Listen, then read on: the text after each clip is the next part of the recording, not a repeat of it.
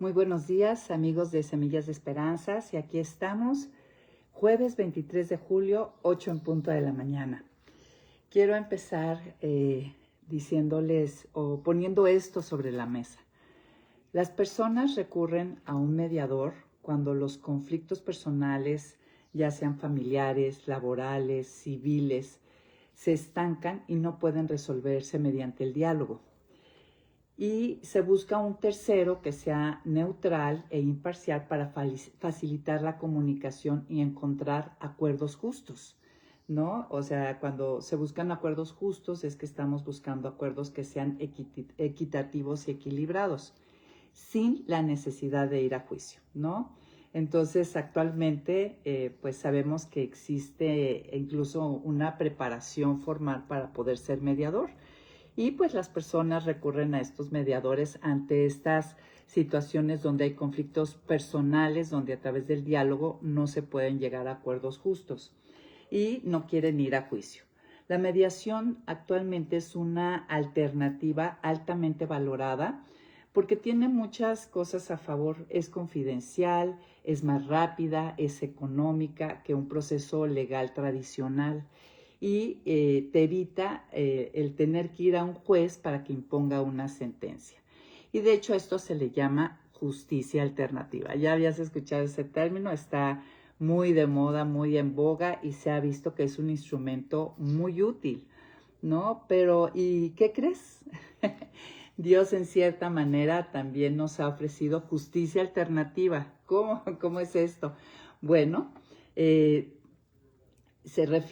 me quiero referir a esto. Él nos ha dado un mediador que resuelve de la mejor manera y de forma inigualable el conflicto que hay entre Dios y el hombre.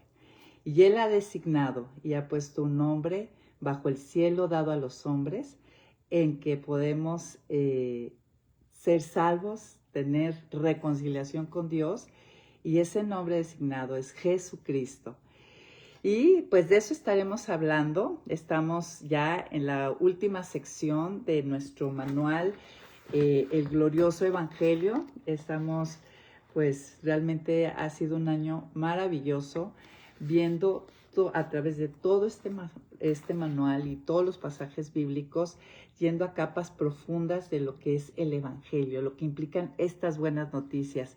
Y esperamos que al final de este año, de este curso, pues realmente podamos ver el Evangelio como glorioso y que Dios nos devuelva el gozo de su salvación. Y como les decía, el tema de hoy es exaltado mediador y abogado, porque los mediadores fungen como abogados delante de Dios. Pues, ¿qué les parece? Vamos a orar para empezar. Gracias a nuestras amigas que se están conectando. Un saludo, Noemí, Ruth, y a todas las amigas y amigos que se conectan semana a semana. Y también felicitar a todos aquellos que decidieron llevar este estudio en grupos de discipulado y que han podido ahondar y compartir mucho más acerca de todas estas capas del Evangelio. Pues oremos para empezar y que el Señor añada bendición a la lectura de su palabra que estaremos haciendo. ¿Por qué no te regalas este rato? Yo sé que a veces estamos en medio de muchas cosas, pero yo te animo a que te sientes, a que tomes tu Biblia, que qué tal te prepares un rico café ahorita en esta época tan deliciosa que es de lluvias, y te serenes un ratito y tomes incluso algunas notas. Aprendamos juntos acerca de este glorioso Evangelio. Y pues en Semillas de Esperanza lo que queremos es conocer a Cristo y darlo a conocer. Pues oremos.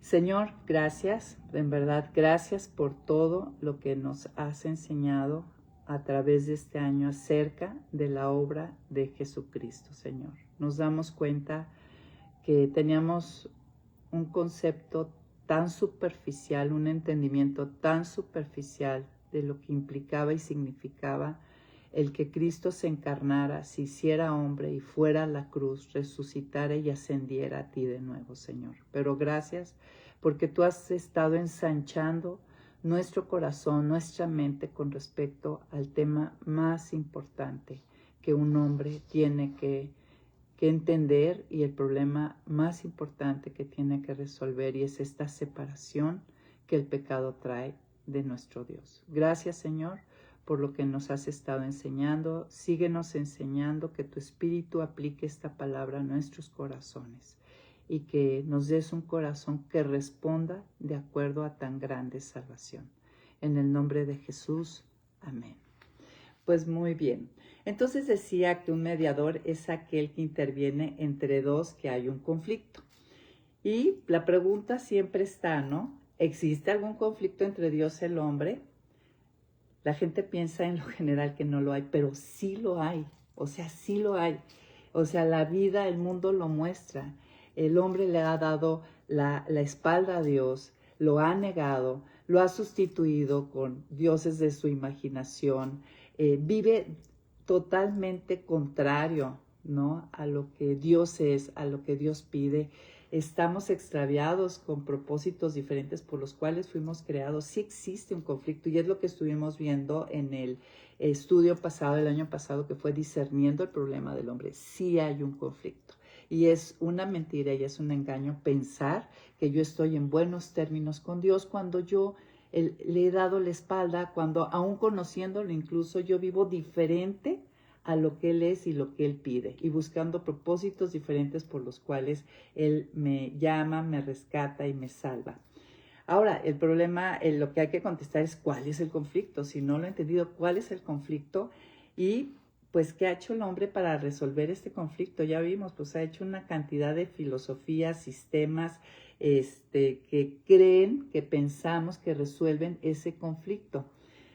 Lo que separa fundamentalmente al hombre de Dios es el pecado. Lo hemos dicho una y otra vez, ¿no? La desobediencia, el deseo humano de vivir bajo nuestra propia voluntad y en nuestros propios términos, en lugar de seguir el propósito por el cual Dios nos creó, me convierte en enemiga, ¿no? Enemigo quiere decir contrario o adversario. Por eso en la Escritura se le designa a Satanás como el adversario, el enemigo de Dios.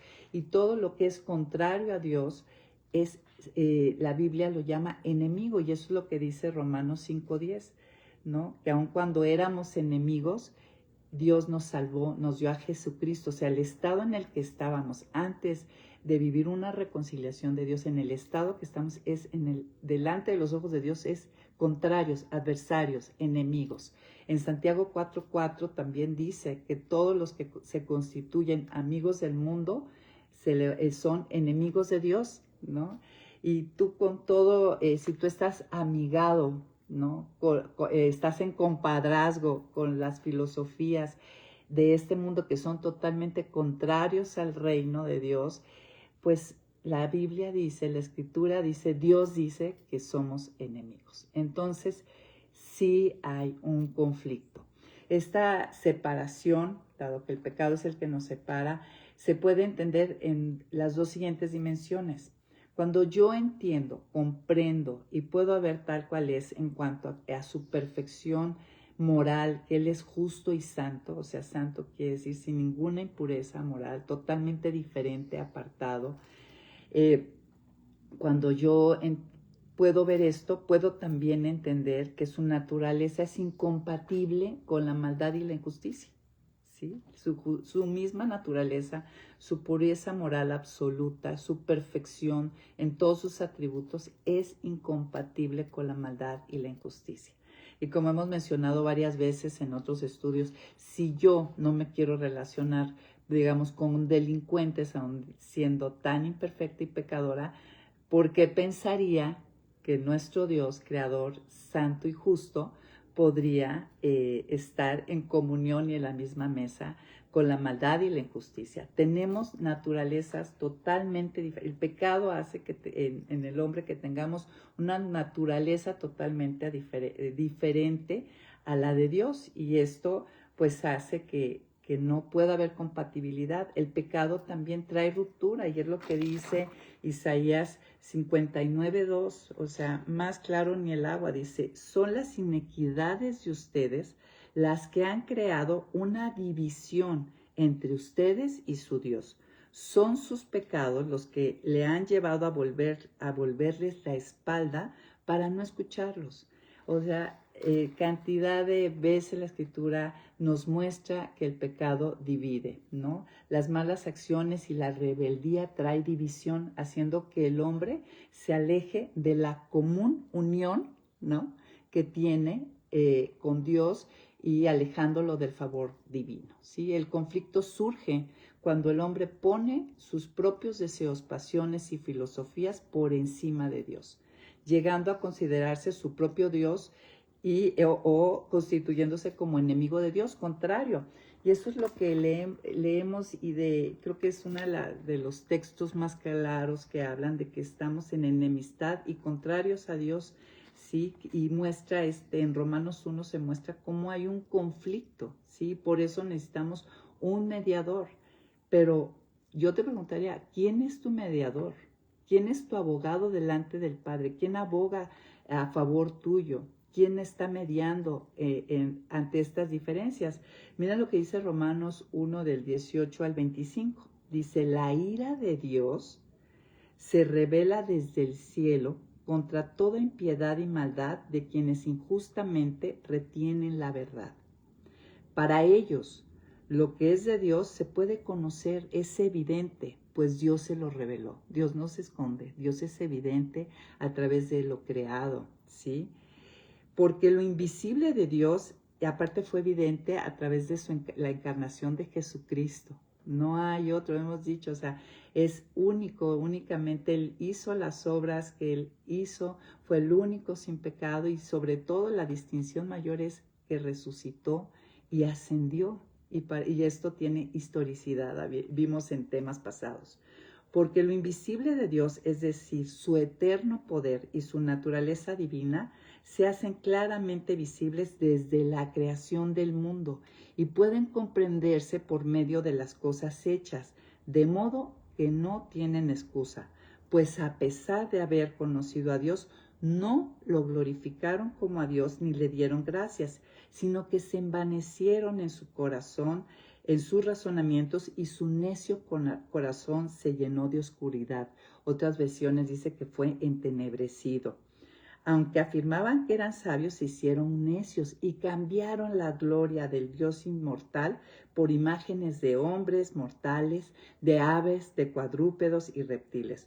Por eso Dios los entregó a sus malos deseos, de modo que a los deseos de su corazón y a la impureza, de modo que degradaron entre sí sus propios cuerpos.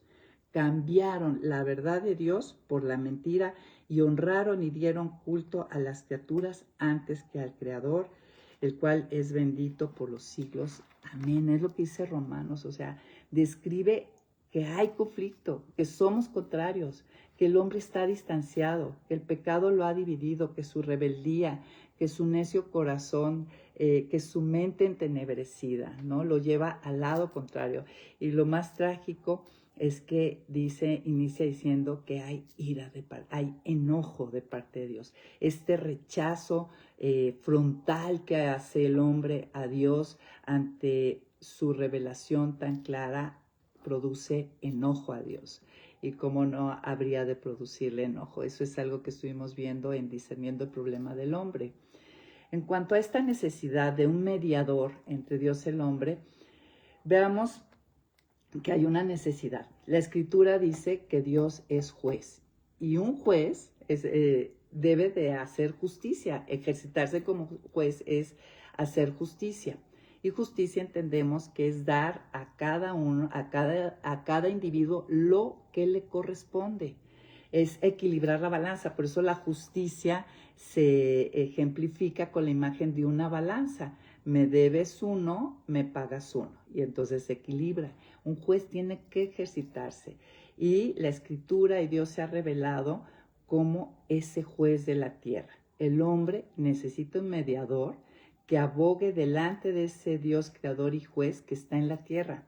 Y la Escritura es clara. La Escritura dice que Dios es el creador, es juez de la tierra. Si vamos ahí a Génesis 18, versículo 25, cuando Abraham está intercediendo por Sodoma, dice, lejos sea de ti hacer morir al justo con el impío y tratar al justo como impío. Jamás hagas tal cosa. ¿Acaso el juez de toda la tierra no debe hacer lo que es justo? O sea, es claro. También si vamos a Salmos, al Salmo 94:2, dice, tú eres el juez de la tierra, ven y dales su merecido a los soberbios. Aquí el salmista está pidiendo justicia, reclama justicia. En la Biblia, de hecho, se registran más de 70 pasajes o versículos que identifican a Dios como el juez universal.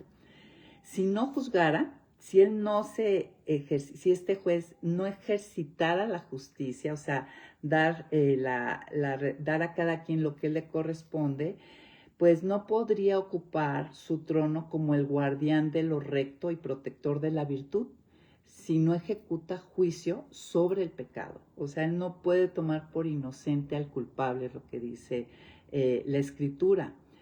Bueno, pues, y el Dios y juez de la tierra ofrece dos alternativas, ¿sí? O tú te presentas del gran trono algún día delante de este creador, juez de toda la tierra, que ese lugar es el gran trono blanco que habla Apocalipsis. De hecho, vamos juntos allá a Apocalipsis. En lo que habla en Apocalipsis, capítulo 20, quiero compartir con ustedes este pensamiento. La realidad es que el hombre cree que nunca va a tener que dar cuentas de su vida. Y eso es un engaño y una mentira. El hombre, algún día, y es lo que vamos a ver en este pasaje, se tiene que presentar delante de Dios, el juez de la tierra, para dar cuentas de su vida. Vamos a dar cuentas de nuestra vida. Y si no tenemos un mediador, el lugar donde vamos a estar y en la situación que vamos a estar es esto que describe Apocalipsis 20. Vamos juntos al versículo 11. Dice, vi también un gran trono blanco y al que estaba sentado en él. De su presencia huyeron la tierra y el cielo y no se volvió a hallar su lugar. Vi entonces de pie ante Dios a los muertos, grandes y pequeños, y unos libros fueron abiertos y después otro más, que es el libro de la vida. Los muertos fueron juzgados conforme a sus obras y conforme a lo que estaba anotado en los libros. Aquí ¿qué se está describiendo? Pues algún día vamos a ser juzgados. Está relatando el momento en que los muertos de todas las condiciones se presentarán de pie ante Dios para ser juzgados según sus obras, ¿sí?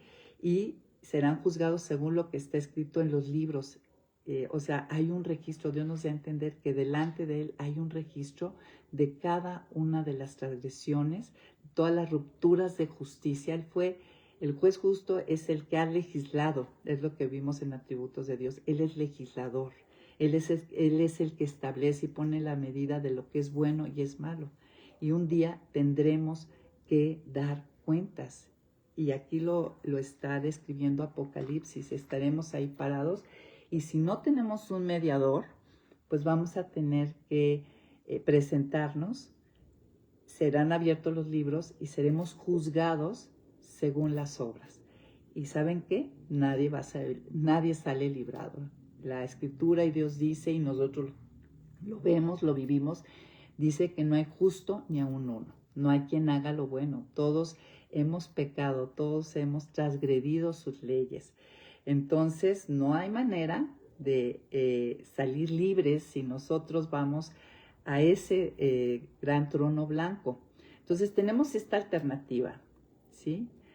O presentarnos de esta manera en el gran momento que Dios designe en el gran trono blanco, o también Dios ofrece, el juez justo de esta tierra, ofrece otra alternativa. Esta es la justicia alternativa que les decía. Soy representado desde ahorita y hasta la eternidad por el mediador. Hay un abogado, un mediador que Dios Padre ha designado. No es el que yo me imagine, el que yo quiera, ¿sí?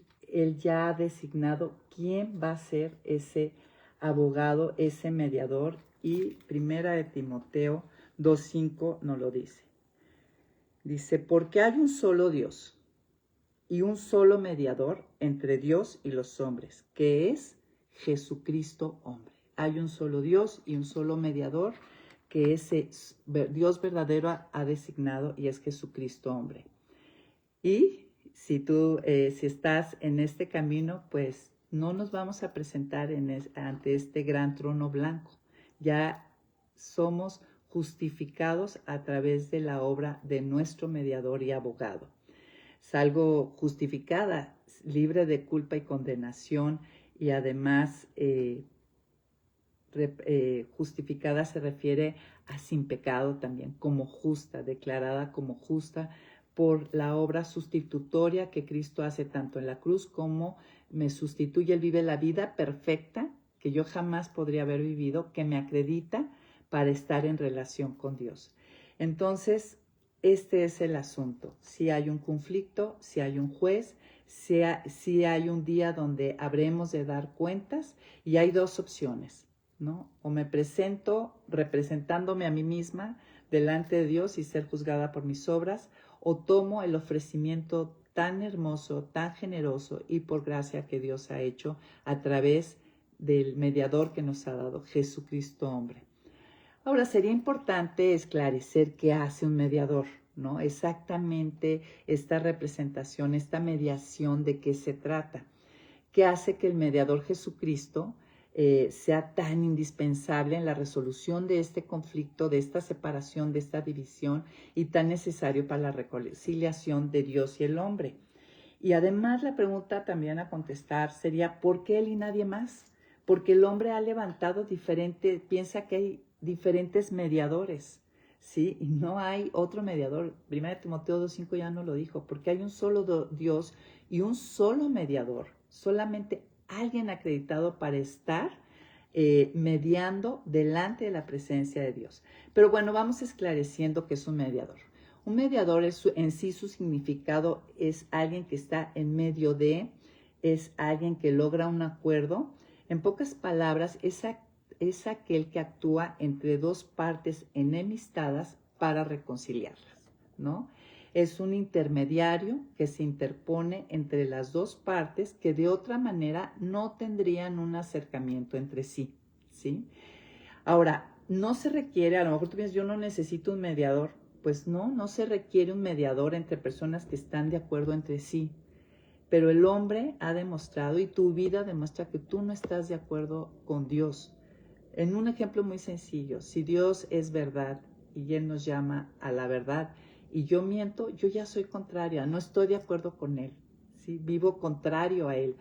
O no necesitas un mediador cuando dos están en sintonía.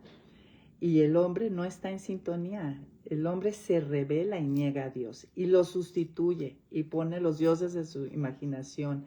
Se necesita un mediador, se necesita donde hay diferencias que no pueden eliminarse.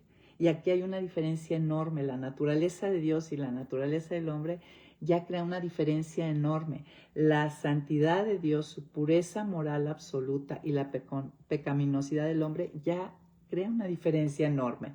Entonces, un mediador se necesita entre personas que hay motivos que engendran diferencias. Lo que les decía, el mediador no es de uno solo, un mediador no está del lado de uno solo, ¿no? No representa únicamente, nuestro mediador no representa únicamente a Dios o no representa únicamente al hombre, sino estudia un mediador, nuestro mediador, digamos, estudia los intereses de ambas partes.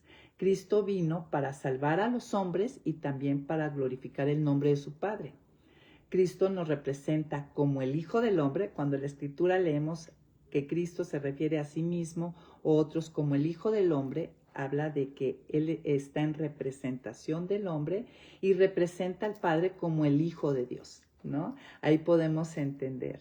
Por eso únicamente Él está calificado y por eso únicamente Dios, nuestro único Dios, lo ha designado. Él no puede, nadie califica. No hay algún otro ser creado que pueda calificar más que Jesucristo, que fue 100% hombre y 100% Dios. Ahora, ¿por qué él y nadie más? Pues nuestro mediador, lo que les decía, tiene las dos naturalezas, Dios y hombre. Y me encanta al mencionar 2 Timoteo 2:5, como dice, porque hay un solo Dios y un solo mediador entre Dios y los hombres, y es Jesucristo hombre. Y aquí este versículo, hablar del mediador, señala y subraya Jesucristo hombre, ¿no? Donde nos está dando a entender, nos explica por qué puede representar a ambos, ¿no? Tiene que ser uno que entiende a ambos lados y debe tener la misma naturaleza, las dos naturalezas. ¿Quién más califica? ¿Quién más podría estar delante de Dios y mediar? Nuestro mediador puede poner sus manos sobre ambos lados. Tiene las dos naturalezas y aboga por ambas causas, ¿sí? Para Cristo es importante la gloria de Dios Padre. Él vive, muere, resucita para glorificar al Padre, para mostrar toda la belleza de sus atributos, como hemos visto, y Él vive, muere y resucita para la salvación de los hombres, para el rescate del hombre caído. Él asume la causa de ambos lados y va en favor de ambos lados por la naturaleza dual que tiene, 100% hombre, 100% Dios. Y yo quiero decirte esta mañana, si tú has vivido como enemigo de Dios, o sea, contrario, como adversario, en rebeldía, tú puedes llegar a amistad, convertirte en amigo por medio de nuestro exaltado mediador, el que ha exaltado Dios. En su ascensión, hemos estado en esta sección del estudio, que Cristo después de resucitar ascendió al Padre, regresó al Padre para sentarse a la diestra de Dios, fue a su coronación y fue nombrado Rey y Señor, ¿no? Como Rey, Él tiene el gobierno, el dominio y la autoridad sobre toda la tierra y sobre todo lo creado, y a la vez funge como mediador. Él, a través de su obra y de esta posición que Dios le da, Dios Padre, a nadie más le ha dado esa posición, ¿sí? Es algo, la Escritura es clara. No, a nadie más le ha dado esa posición, y dado esa posición y por la obra que hizo, Él puede derribar la pared intermedia de separación que hay entre Dios y el hombre. Ha reconciliado realmente a los que estaban separados. Y la reconciliación es tal, como hemos visto en Viéndonos como Dios nos ve, que nos adopta, no solamente nos hace amigos, sino quita esa enemistad, pasamos de enemigos a amigos, y además nos adopta como sus hijos. Entonces no hay nadie, no hay nada que pueda ofrecer y mediar y darnos una reconciliación como el que Dios Padre ha designado. Miren, si vamos a Job, Job expresa esta necesidad de un mediador ahí en Job capítulo 9. Job capítulo 9. Hay un momento en donde están sus amigos de Job y lo están acusando de que seguramente él ha pecado, no por nada, él ha perdido sus hijos, sus bienes y todas las calamidades que le pasan. Y ante estas acusaciones él se declara a través del capítulo 9 que pues la verdad dice, ¿cómo puede el hombre justificarse ante Dios, no? Y dice, expresa, de ninguna manera pretendo contender con él. Su corazón es sabio y grande, su poder, nadie puede desafiarlo y salir bien librado. Si expresa en otro versículo Job, si él pasara frente a mí, no lo podría contemplar, no soy capaz de entender su presencia. O sea, Job está entendiendo perfectamente la diferencia entre él y Dios. ¿Quién puede cuestionarlo por lo que hace? Dios no se retracta ni se enoja, ante él se humillan incluso los más soberbios. Si me declaro inocente, mi propia boca me condena. Si me declaro perfecto, eso me hace culpable. O sea, Job entiende la diferencia y la diferencia de naturaleza que hay entre Dios y el hombre y él. Y eso que Dios decía que era, pues, intachable, ¿no? Y finalmente, en medio de todo eso, expresa en el versículo 29, y como nadie cree en mi inocencia, ¿para qué voy a esforzarme en vano? Aunque me lave con jabón y me restriegue las manos con lejía, aún así me arrojarías al muladar y mis vestidos resultarían repugnantes. Dios no es como yo, un simple hombre, quien yo pueda acusar y llevar a juicio.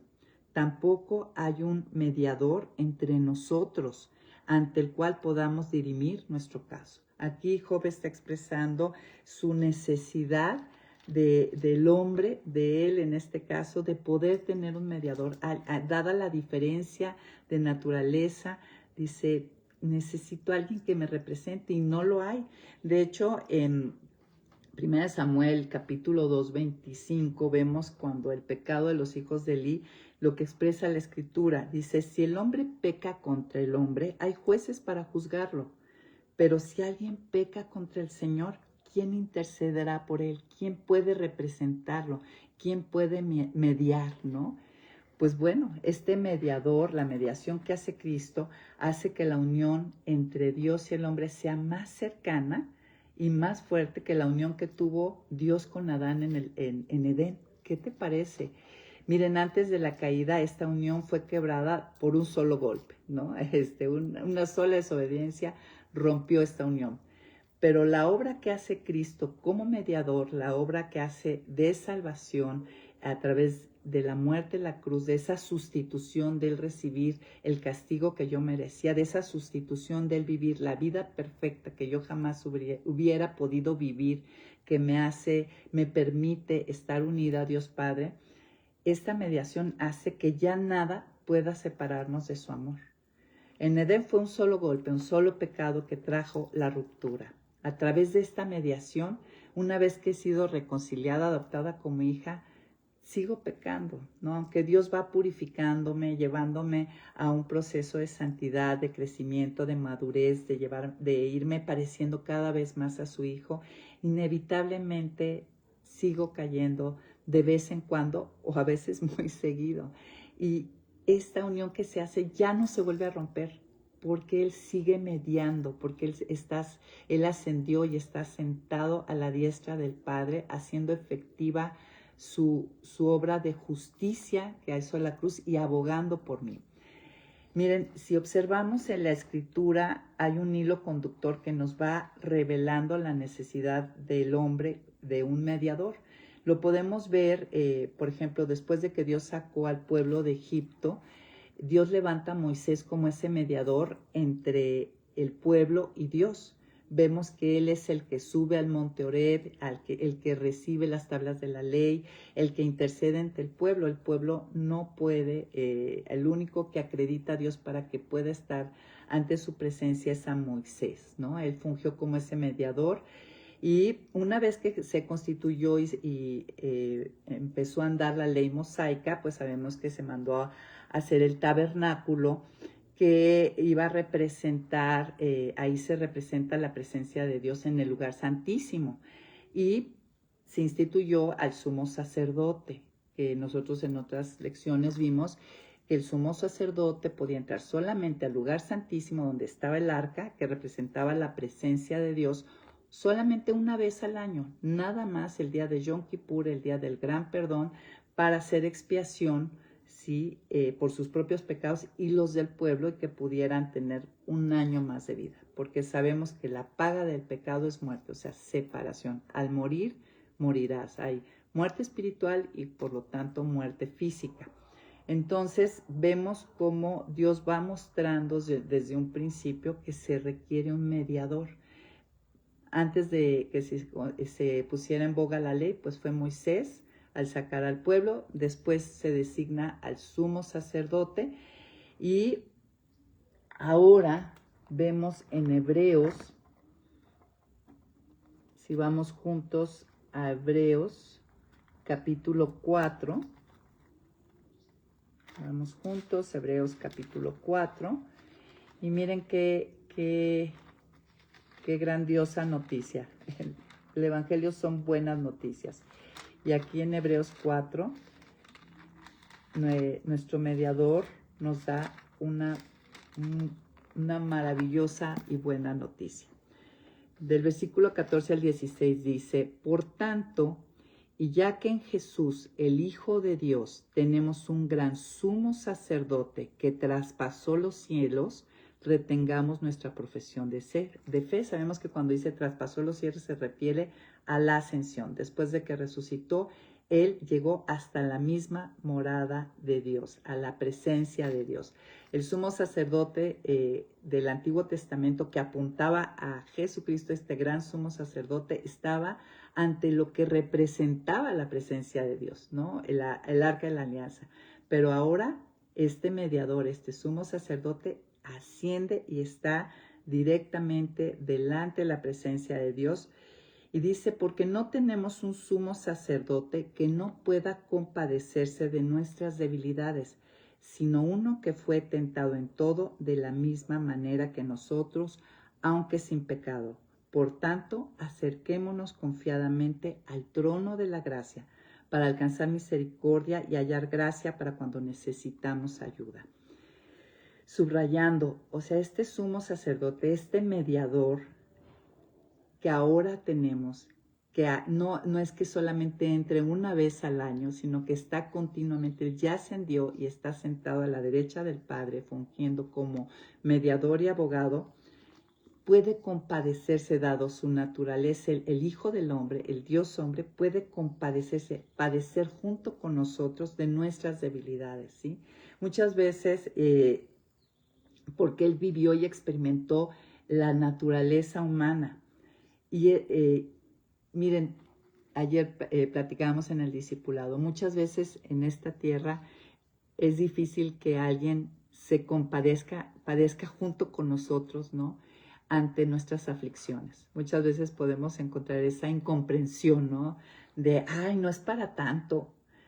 Pero este mediador que aboga por nosotros, que además es sumo sacerdote, que está delante de Dios, tiene esa capacidad. A lo mejor aquí no te entendieron, no padecen junto contigo, al contrario, minimizan tu dolor, pero este mediador, este que nos representa, sí entiende perfectamente lo que te duele y por qué te duele. Y está junto contigo, se compadece, padece junto contigo y media delante de Dios. Por eso dice que nos acerquemos, porque se ha tirado esa pared de división a través del mediador y nos podemos acercar confiadamente. Antes el sumo sacerdote, para poder entrar al lugar santísimo, tenía que hacer sacrificios por su propio pecado y eran muy esmerados en esto, porque si entraba y había un pecado no confesado y no justificado a través del sacrificio, del derramamiento de sangre, podía morir. De hecho, sabemos que los amarraban, traían una campanita, porque si sonaba la campanita quería decir que había caído muerto y lo sacaban. Entonces yo creo que todos entraban con mucha reverencia y temor, no sabían si iban a salir. Y a través de nuestro mediador dice que nos podemos acercar confiadamente, ¿sí?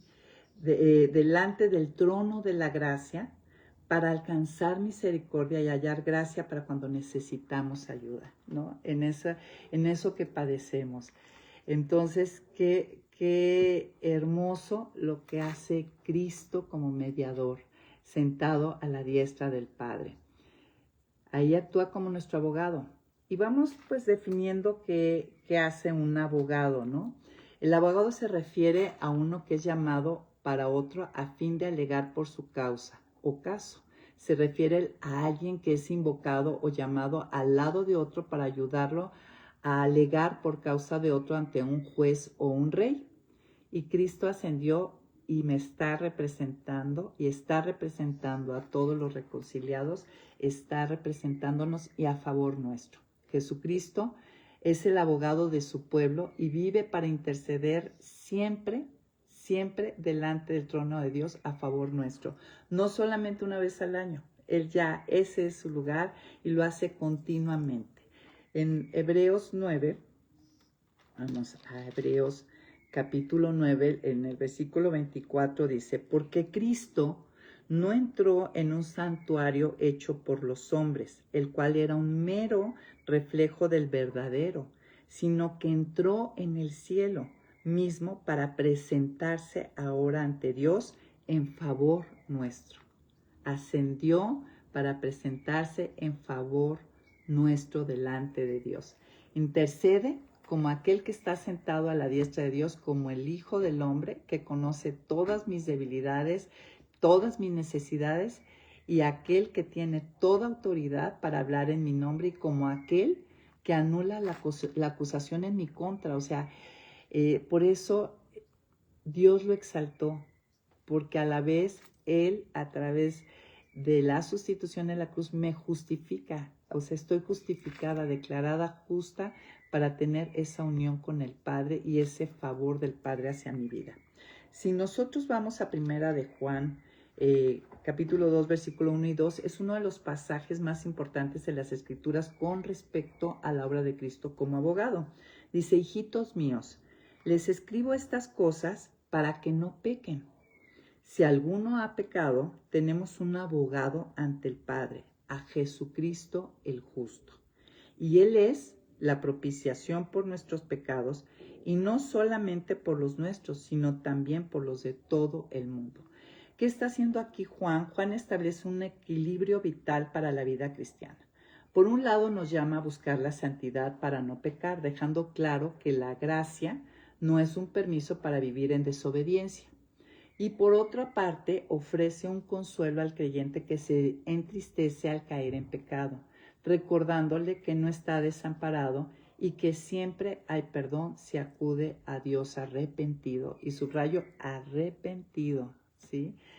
Jesucristo no busca en ese lugar que ocupa, en ese mediador que funge como abogado, no busca justificar nuestras fallas con excusas, como lo haría a lo mejor un abogado terrenal, ¿no? En un juicio aquí en la tierra, sino que nos presenta y nos representa y presenta los méritos de su propia justicia para ser perdonados.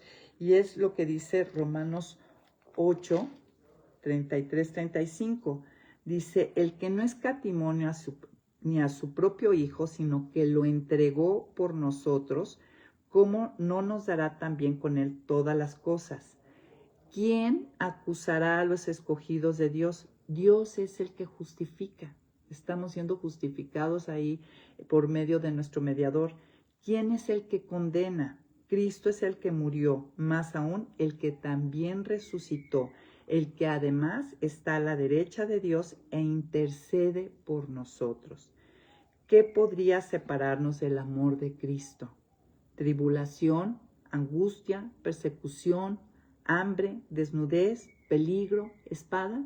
Nada puede separarnos del amor de Dios, porque nosotros estamos continuamente justificados y mediados por Jesucristo. Miren, no permitamos que nada ni nadie nos acuse, pues si yo ya fui unido a Cristo, no hay cargos contra mí. No hay peor cosa que el que ha sido perdonado no viva como perdonado y que dé lugar a la culpa que trae el acusador, ¿no? Ya hemos visto mucho esto. En Hebreos 7, versículo 25, miren lo que dice: por eso también puede salvar para siempre a los que por medio de él se acercan a Dios. Fíjense, por medio de él, hablando de Jesucristo, se acercan a Dios, los puede salvar. Si yo me acerco a Dios en mi pecaminosidad, en ese gran trono blanco, yo recibo la paga del pecado, es muerte. Hay un castigo, pero Él puede salvar para siempre, no una sola vez, sino para siempre, eternamente, permanentemente, a los que por medio de Él se acercan a Dios. Por eso yo me puedo acercar confiadamente al trono de la gracia, aún en esta situación. Pues a lo mejor yo ya fui reconciliada, fui redimida, fui regenerada, pero caigo, peco, y puedo acercarme confiadamente porque me estoy acercando a través de mi mediador, ya que vive siempre para interceder por ellos, o sea, por mí. Y bueno, esto es en cuanto a nuestro, por eso ya vimos que es el exaltado mediador. Juan 17, quiero terminar con algunas partes.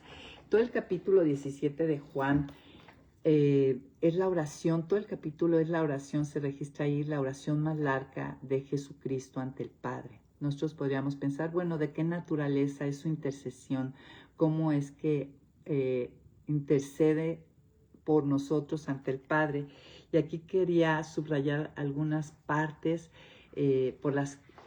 algunos aspectos por los cuales Él intercede, y pues yo creo que son los aspectos más importantes y necesarios para el hombre. En el versículo 9 dice, yo ruego por ellos, no ruego por el mundo, sino por los que me diste, porque son tuyos. Aquí hay una verdad que puede golpear fuerte a unos y alegrar a otros. Yo no ruego por todo el mundo. Ese intercesor, ese mediador, ese abogado está sentado a la derecha del Padre, rogando por los que le fueron dados, por los que son suyos. Y todo lo mío, dice, es tuyo y lo tuyo es mío y he sido glorificado en ellos. Versículo 11, y ya no estoy en el mundo, pero ellos sí están en el mundo y yo voy al Padre Santo.